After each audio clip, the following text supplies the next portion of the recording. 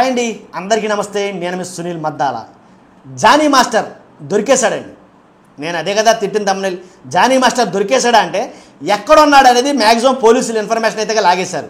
కొత్తగా Johnny master గారి శాఖ ఆయనకి జలక్కిచ్చింది ఏంటంటే కనుక పోలీస్ శాఖ ఏంటంటే పోక్సో కేసు అనేది నమోదు చేయడం జరిగింది. ఎందుకంటే ఇంతకు ముందు చెప్పినట్టుగా ఆమె మేజర్ కాదు, మైనర్ ఉన్నప్పటి నుంచే ఈయన ఆమె పైన అత్యాచారం చేయడం ప్రారంభించాడు. తర్వాత ఇప్పుడు కొంతమంది వీడియోలు చేస్తున్నారు. కొంతమంది వీడియోలు ఎలా అంటే 2019 నుంచి ఆయన ఆమె పైన అత్యాచారం చేస్తూ ఉంటే 2019 నుంచి 19, 20, 2020, 2021, 2022, 2023, 2023, 2024 ఇప్పుడు వరకు ఎందుకు చెప్పలా? ఇది వాళ్ళు అడిగేది చాలామంది. ఇప్పుడు దాకా ఎందుకు బయట ఎట్లా? రీసెంట్గా ఒక సినిమా అయితే కనుక ఒప్పుకున్నది ఆవిడ కొరియోగ్రఫీ చేయడానికి. ఒప్పుకుంటే ఆ సినిమా చేయడానికి తను కుదరదని నేనే చేస్తానని జానీ మాస్టర్ ఎవరైతే ఉన్నారో నేనే చేస్తానని చెప్పేసి తను తప్పించాడు. ఆ తప్పించడం పట్ల ఆవిడ కోపం వచ్చి ఇప్పుడు ఆవిడ బయటపెట్టింది అనేది చాలామంది మాట్లాడుతున్నారు.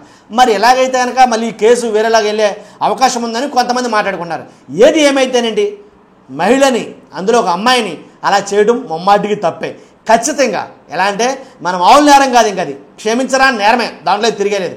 అందులో ఎలాంటి పెద్ద మనుషులు ఎలా అంటే సొసైటీలో పెద్ద మనుషులుగా చాలామంది అయ్యే ఇలాంటి మనుషులు చేయడం మరీ ఘోరం. ఇది ఎలా అంటే ఎప్పటి నుంచి ఒప్పుకోకపోతే కొట్టడం, లేకపోతే పైశాచిక ఆనందం పొందడం, ఎలాంటి పనులు చేస్తున్నారు. కాబట్టి బయటికి తెలియనంతసేపు దొరకనంతసేపు, దొరికిన తర్వాత దొంగ ఎవడైనా కానీ. కాబట్టి జానీ మాస్టర్ దొరికేసినట్టే అని ఎందుకు అన్నానంటే ఆయన లడఖ్లో ఉన్నట్టు పోలీసులకు సమాచారం వచ్చిందని. కాబట్టి లడఖ్ కూడా వెళ్ళడానికి కొంతమంది పోలీసు బృందాలు బయలుదేరి వెళ్ళాయి, దాంట్లో ఎలాంటి డౌట్ లేదు. కాబట్టి లడఖ్లో ఉంటే కనుక అక్కడి నుంచి తీసుకురావడానికి 100% ట్రై చేస్తారు. ఈ లోపల జానీ మాస్టర్ గారు ముందస్తు బెయిల్ కోసం ప్రయత్నిస్తున్నారని, ఫోక్సో కేసు కాబట్టి దానికి బెయిల్ ఇవ్వడం కష్టమని ఇలా చాలా వాదనలు అయితే వినిపిస్తున్నాయి. మొత్తానికి ఏదైతేనండి చేయకొని తప్పు అయితే కనుక జానీ మాస్టర్ చేశాడు. కానీ మరి ఈయన ఉండే జనసేన పార్టీ కూడా ఏం చేసిందంటే కనుక ఇప్పుడు వరకు తన స్టార్ కాంపైనర్ జనసేన పవన్ కళ్యాణ్ గారికి ఆప్త మిత్రుడు, జనసేన పవన్ కళ్యాణ్ గారి గురువు అయితే ఈయన శిష్యుడు. మరి ఈయన ఇలా వదిలేశారేంటి అని అనుకున్నారు చాలామంది. ఈయన విషయం ఏం చేస్తుంది జనసేన అని అనుకుంటే కనుక ఏమీ లేదబ్బా, వెంటనే తను మాత్రం జనసేన తీసి అవతల పడేశారు.